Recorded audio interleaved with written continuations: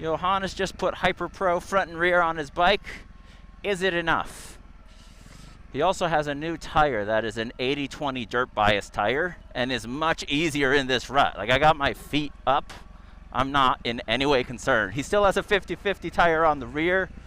It's the IRC comparable to Dunlop's D605. He crashed again today, so his shifter's not in the same spot as always. Yeah, this is such better suspension. The first time I rode his bike, I thought it wasn't that much better than mine. And now I do. Now it's significantly better. Just in usability. He's changed the gearing for torque, so it revs up quite a bit more. I would prefer the normal gearing, but I'm also a bit more used to playing with my clutch. So aim for the stuff.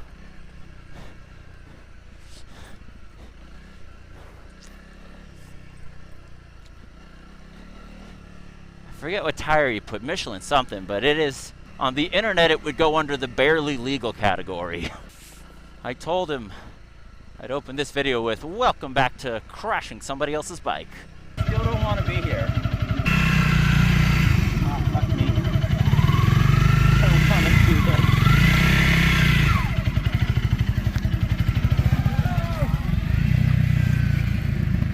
I don't want to do this. Oh!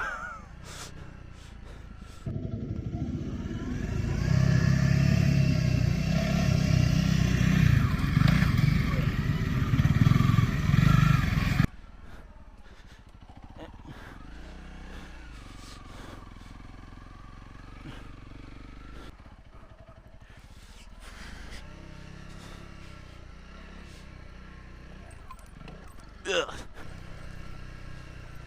That little cement slab back there, I can tell you, I can feel, just that little bit, I can feel that the front tire is not a road tire.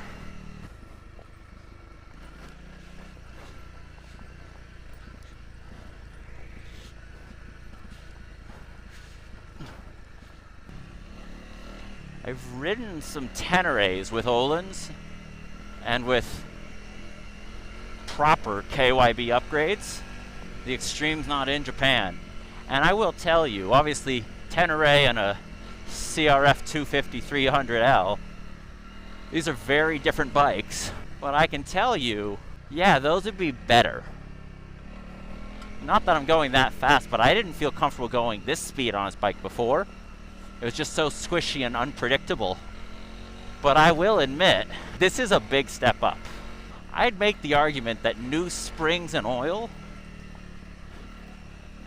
at least in case of this bike and probably my Transalp, is at least a 50% upgrade. Oh, there's the bottom out. Oh shit.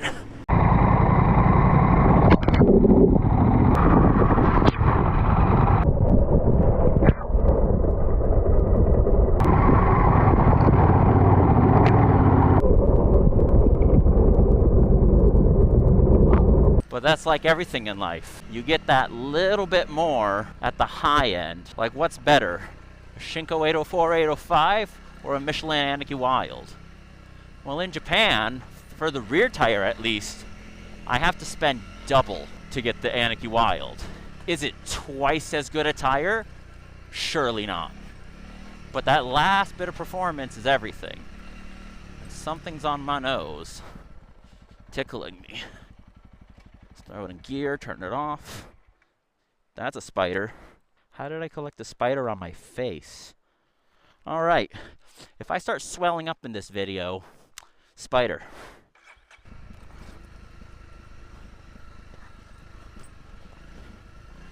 The shorter gearing is just on his gearing setup. The shorter gearing is better for low speed technical stuff and low end grunt. But once you start moving, I mean, I guess, yeah, just go through the gearbox more. I'd rather just feather the clutch through first gear and then have a wider spread. But that's 15 years of sport bikes and road bikes versus almost a year of dirt riding. So a lot of what I'm going to say out here is still, what do I know? And like a good friend, he told me it doesn't matter if I drop it because he seems to do it all the time.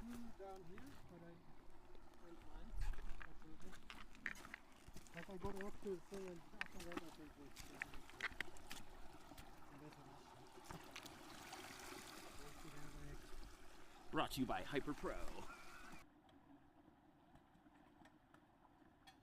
But he said really test out the suspension in a very detailed try before you buy. Having friends is such a great luxury because I guarantee you, not that this is, and I did take the easy way down to get used to it, but not that this is so technical, but I don't imagine an OEM just giving me a bike or giving me something like this to test. And it hasn't become harsh. Like, it was soft, which makes low speed big bumps or high speed little bumps comfy, but this hasn't stiffened up to the point of harshness. And maybe that's the progressive springs that HyperPro is known for. Sitting down's not that big a deal.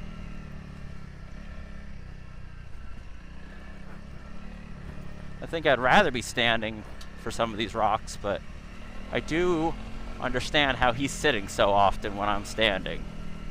1 part bike, 1 part suspension.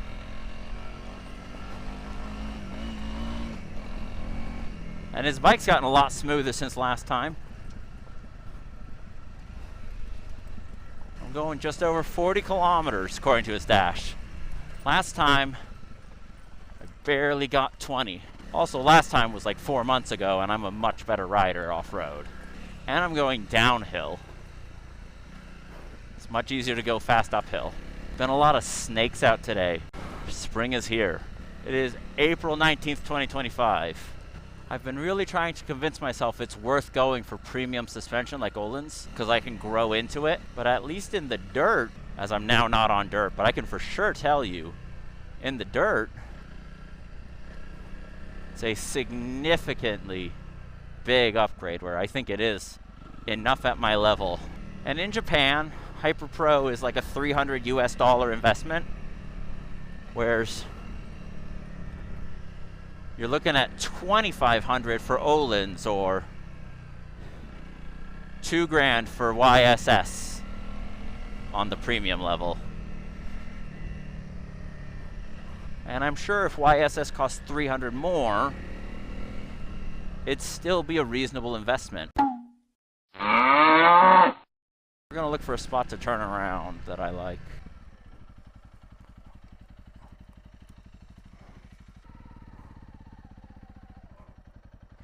That's a ditch. It looks like just sticks and moss. It's actually a ditch.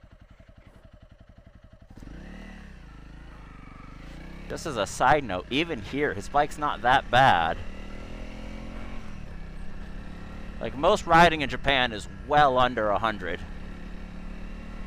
Even if you're pushing your limits, the roads are just so tight and twisty. Like, going 100 in Japan can be a very big deal. So I hate riding his bike again thinking a well-tuned single is actually relatively smooth. I rode Triumph's 400 but didn't make a video. It was enough power for Japan, everything short of the highway. So am I just angrily thinking that maybe I should be on a DRZ again?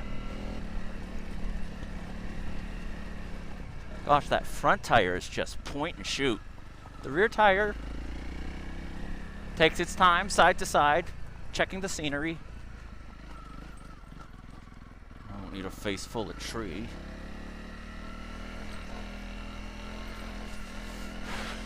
Not even half a red line though, and the vibes really do start to come through compared to my bike. So a single is still a single.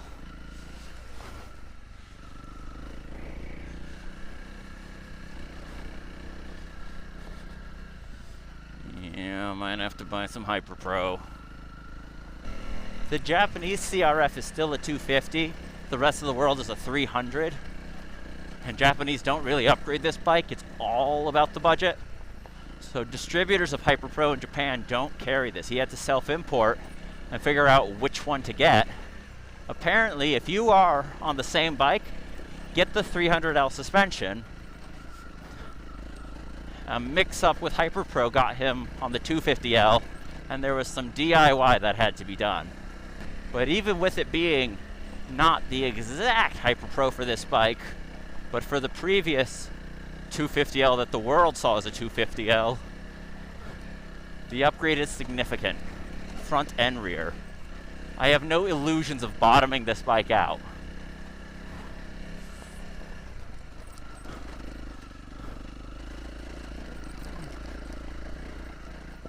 It's a taller bike too.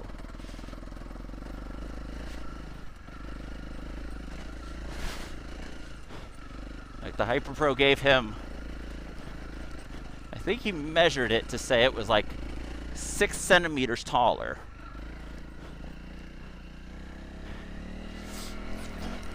And I believe him.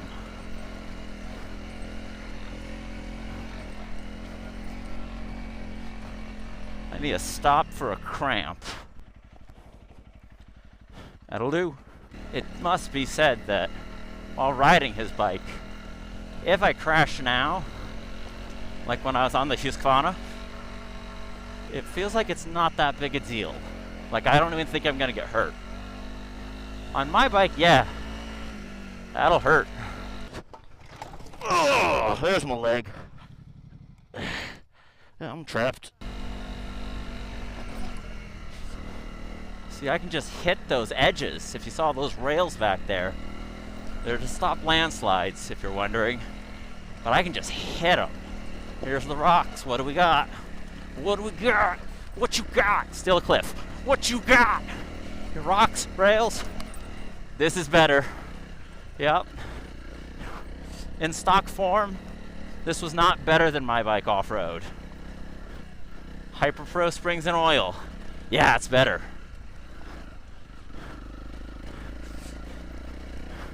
The question you have to ask yourself, how much performance do you need? How much adjustability do you need? You can watch all the content on the internet you want. You can read everything from every forum and every strong opinion. But if you can get a test ride on something, and I'm getting a real test ride. I rode this stock, I'm riding it now. But I'm telling you, the real world test ride, all the jargon of it's this weight and this and that and blah, blah, blah. How does it feel? Nothing matters more. How does it feel? We are not racers. We are not performance fighters. How does it feel? It feels plenty acceptable. But I'll warn you, because I've done this, on my MT-07 I got a proper performance rear shock and did the HyperPro front. HyperPro was significantly better. I'm going to go to the turnaround up here. HyperPro was a significant upgrade in the front, but not as significant as the KYB in the rear. So, if you're gonna do anything, keep it even. Don't make an amazing rear shock with a budget front end. I think Brake Magazine Lem just did a review of my bike. He took out the Outback Motec Transalp, which had springs, oil, and some valving on the front, and a really good TFX rear shock with full adjustability. And he said it was much better, but he could feel the gap. Like he could tell that even though the front was better, it wasn't as good as the rear. So springs, oil, and then if you want to move up to valving in the future, then yeah, it might be worth doing valving, but just keep them both the same. You want something amazing in one direction, do it in both. But this is This is one of those test rides I hate doing because I'm almost wondering if I should sell my bike. But there's our champion, sponsor of the video. I only crashed 6 times. But, all right, I'll see you later, guys. I don't know if this video is even going up. Bye-bye.